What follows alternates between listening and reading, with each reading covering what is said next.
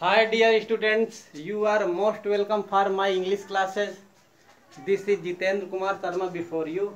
Dear student, today we will study about a verb phrase. There are some points written on the board under which we will study today. First point is what is a verb phrase.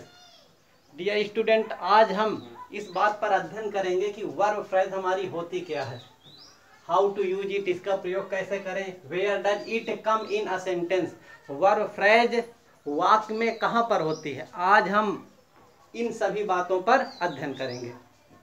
तो student, सबसे पहले जो है हम इस बात को समझें कि वर्ब क्या होती है। आप लोगों ने पिछले कक्षाओं में वर्ब की डिफिनीशन के विषय में भी पढ़ा होगा कि verb is a word that shows an action. Verb एक ऐसा शब्द होता है जो किसी न किसी कार्य को दर्शाता है, अर्थात कोई न कोई कार्य को दर्शाता है या करता है। कहने का आशा यह है कि क्रिया वह शब्द होती है जिसमें किसी कार्य का करना या होना पाया जाता है। और जो हमारी फ्रेज होती है, वर्ब में यदि अगर फ्रेज जुड़ जाए तो फ्रेज हो जाता है शब्दों का समूह, अर्थात उसमें एक से अधिक शब्द आ जाते हैं, यही हमारी फ्रेज कहलाती है। और एक से अधिक शब्द मिलकर के एक निश्चित भाव को व्यक्त करते हैं। तो डियर स्टूडेंट, टुडे आज हम सबसे पहले वर्ब फ्रेज की डिफिनीशन के विषय में समझेंगे कि वर्ब फ्रेज होता क्या है। जैसे हमारा वर्ब फ्रेज क्या है, a verb phrase is a group of main verbs. Verb phrase जो है ग्रुप, एक समूह होता है मेन वर्ब। मेन वर्ब को हम एक्शन वर्ब के नाम से भी जानते हैं। अर्थात कहने का आशय है कि चाहे इसको हम मेन वर्ब कहें, मुख्य क्रिया कहें या एक्शन क्रिया कहें, and helping verb with in a sentence. Helping verb हमारी होती सहायक क्रिया, सहायक क्रिया भी हम कह सकते हैं और ऑक्सिलरी वर्ब भी कह सकते हैं। तो कहने का आशय यह है कि a verb phrase is a group of main verb and helping verb. एक वर्ब फ्रेज हमारी मुख्य क्रिया और सहायक क्रिया का एक समूह होता है जो कि एक सेंटेंस में होता है। नेक्स्ट हमारा देखिए, हमारा जो है मेन वर्ब और हेल्पिंग वर्ब, हम इस बात को भी समझेंगे कि मेन वर्ब या हेल्पिंग वर्ब क्या होती है, what is differences between both of them, दोनों में कौन सा अंतर होता है, आज हम इस बात को भी समझेंगे। जैसे हमारा फर्स्ट पॉइंट है मेन वर्ब यानी एक्शन वर्ब। तो verb that indicate an action, अर्थात वह क्रिया जो किसी न किसी कार्य को दर्शाए, वह हमारी एक्शन वर्ब कहलाती है। जैसे इंग्लिश ग्रामर में ढेर सारे एक्शन वर्ब है। There are some words given here, क्योंकि सभी शब्दों को यहाँ पर लिखना संभव नहीं है। जैसे एग्जाम्पल के रूप में गो है, कम है, टच है, ईट है, किस है, स्लैप है, लर्न है एंड कुक। सम अर्थात कुछ वर्ड्स दिए गए हैं एक्शन वर्ब के अंतर्गत, और जो है यही हमारे मेन वर्ब भी कहलाती हैं और एक्शन वर्ब भी कहलाती हैं। अर्थात यही वो क्रियाएं होती जिसमें किसी न किसी का कार्य का करना या होना पाया जाता है। हमारा नेक्स्ट पॉइंट है helping verb. Helping verb is known by the name of auxiliary verb. Helping verb को ऑक्सिलरी वर्ब के नाम से भी जानते हैं। तो helping verbs are the verb. Helping वर्ब अर्थात सहायक क्रियाएं वह क्रियाएं होती हैं दैट हेल्प और सपोर्ट द मेन वर्ब, जो मुख्य क्रिया की वाक्य में सहायता करती हैं। जैसे सहायक क्रियाओं के अंतर्गत कुछ जो है दिए गए हैं और इन्हीं के अंतर्गत हमारी सहायक क्रियाएं आती हैं टेंस में। जैसे हमारा बी के रूप के अंतर्गत आता है is, am, are, was, were. तो बी के जो रूप होते हैं जैसे प्रेजेंट कंटिन्यूअस टेंस है या पास्ट कंटिन्यूअस टेंस है, तो is, am, are, was, were का प्रयोग करके प्लस हेल्पिंग वर्ब का प्रयोग करके ही टेंस का निर्माण किया जाता है। इन्हीं से यह टेंस बनता है। नेक्स्ट हमारा है टू हैव का प्रयोग करके हमारी हेल्पिंग वर्ब बनती है। जैसे टू हैव के अंतर्गत हैज, हैव एंड हैड, अर्थात हैज, हैव का प्रयोग हम प्रेजेंट परफेक्ट टेंस में करते हैं और हैड का प्रयोग हम पास्ट परफेक्ट टेंस में करते हैं, और इनके साथ वर्ब की थर्ड फॉर्म लगाई जाती है। नेक्स्ट हमारा डू का प्रयोग करके भी सहायक क्रियाओं का निर्माण किया जाता है। जैसे डू के अंतर्गत है do, does and did. Next हमारा है मॉडल ऑक्सिलरीज वर्ब, अर्थात मॉडल ऑक्सिलरीज वर्ब अर्थात यह वह क्रियाएं होती हैं जिनकी सहायता से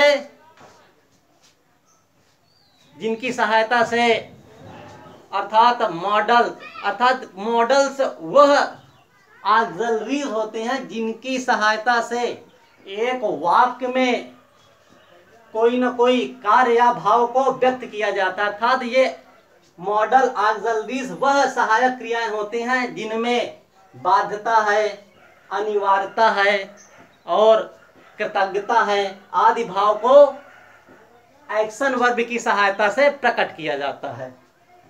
जैसे कुछ मॉडल्स यहाँ पर दिए गए हैं, कैन है, कुड है, मे है, माइट है, विल है, शैल है, वुड है, शुड है, मस्ट है, आर्ट टू है, नीड है एंड डेयर।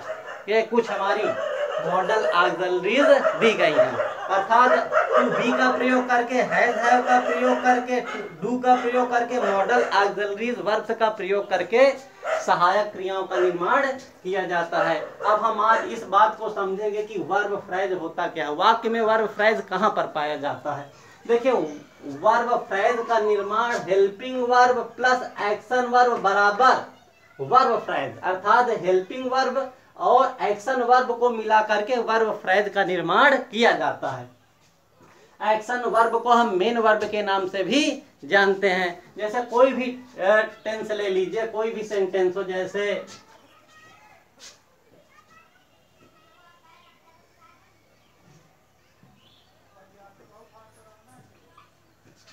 राम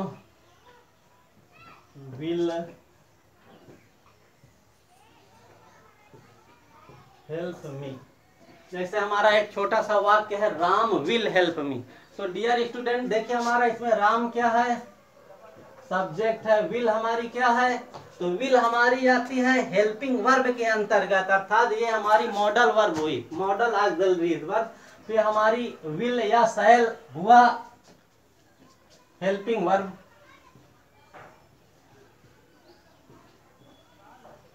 और हमारा हेल्प क्या है, एक्शन वर्ब, जिसको हम मेन वर्ब के नाम से जानते हैं, और मी हमारा हुआ ऑब्जेक्ट।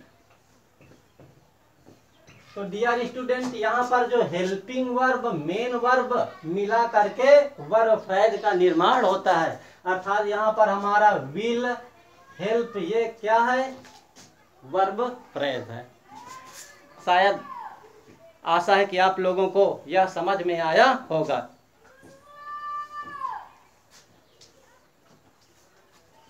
नेक्स्ट हमारा है my father has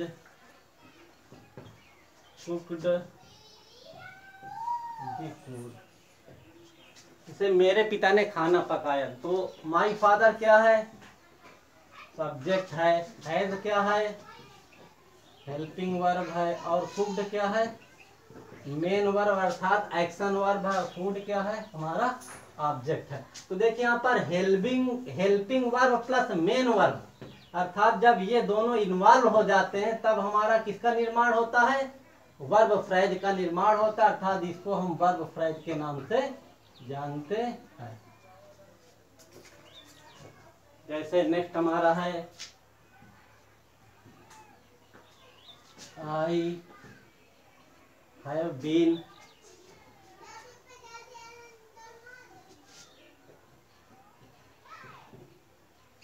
doing this work. I have been doing this work for 2 days। मैं इस कार्य को 2 दिनों से कर रहा हूं। तो I have been doing this work for 2 days।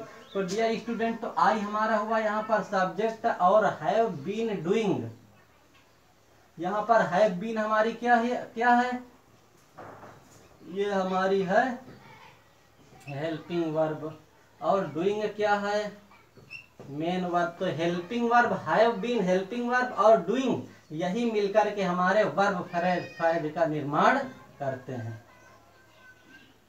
This work हमारा हो गया ऑब्जेक्ट। और फॉर समय बताने के लिए फॉर या सिंस का प्रयोग प्रेजेंट परफेक्ट कॉन्टिन्यूअस में किया जाता है, इसलिए हमारा ये हुआ प्रीपोजिशन हुआ और ये हमारा हुआ टाइम। नेक्स्ट हमारा है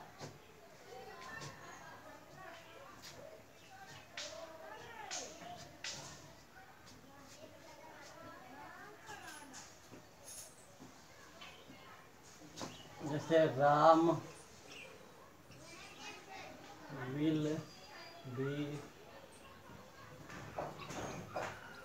working on a new project.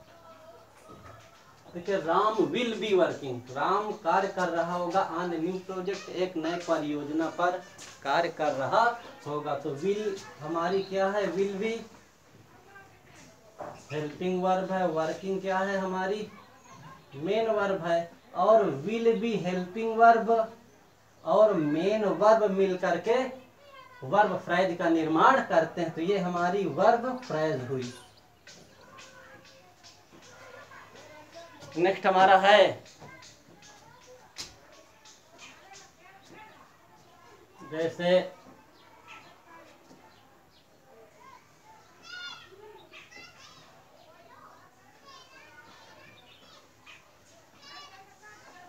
Ram was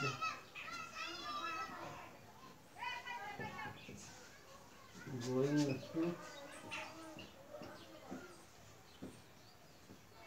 Kanpur. Next हमारा सेंटेंस है Ram was going to Kanpur. तो राम क्या है हमारा सब्जेक्ट है, वाज हमारा हुआ हेल्पिंग वर्ब, बी का फॉर्म है, और ये हुआ हमारा main verb.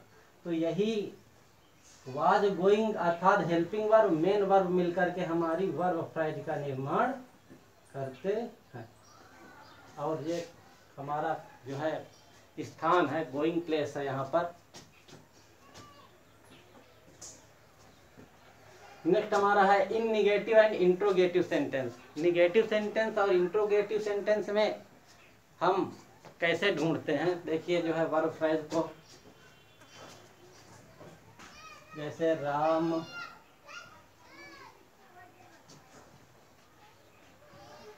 Does not do it, Ram यह नहीं करता। तो डियर स्टूडेंट देखिए हम यहाँ हमारा जो है निगेटिव सेंटेंस है।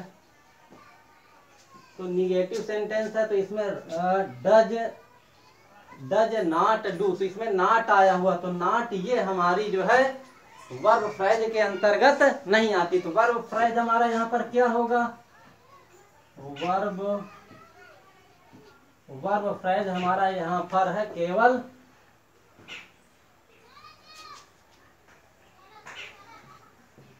Does do. नेक्स्ट हमारा है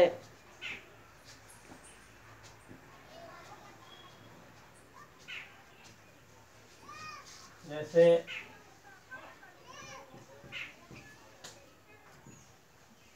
दे have not abused me, they have not abused me. तो यहाँ पर देखिए नॉट, ये नॉट हमारी जो है वर्ब फ्रेज के अंतर्गत नहीं आती। तो वर्ब फ्रेज हमारा क्या हुआ, हैज और हैव और अब्यूज्ड, ये हमारा हुआ वर्ब फ्रेज। अर्थात वर्ब फ्रेज हमारा है यहाँ पर हैव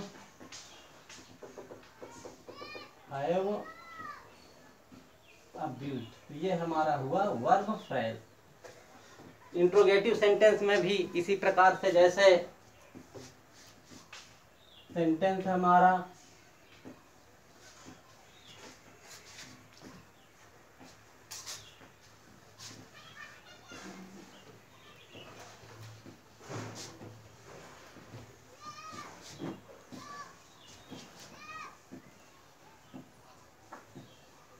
जैसे do you not love me, do you not love me. तो यहाँ पर हमारा डू क्या है, हेल्पिंग वर्ब है, और यू हमारा हुआ सब्जेक्ट, नॉट वर्ड्स है निगेटिव, और लव हुआ हमारा मेन वर्ब। तो और ये मी हमारा हुआ ऑब्जेक्ट। तो यहाँ पर हमारा वर्ब फ्रेज क्या हुआ, वर्ब फ्रेज है हमारा डू लव। नेक्स्ट हम इसी प्रकार से कर सकते हैं, और भी जो है एग्जाम्पल हैं, जैसे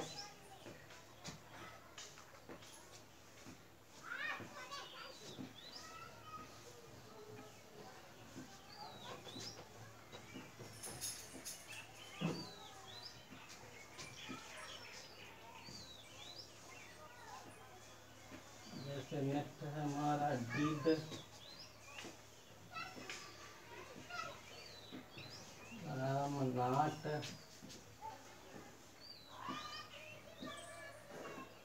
राम नॉट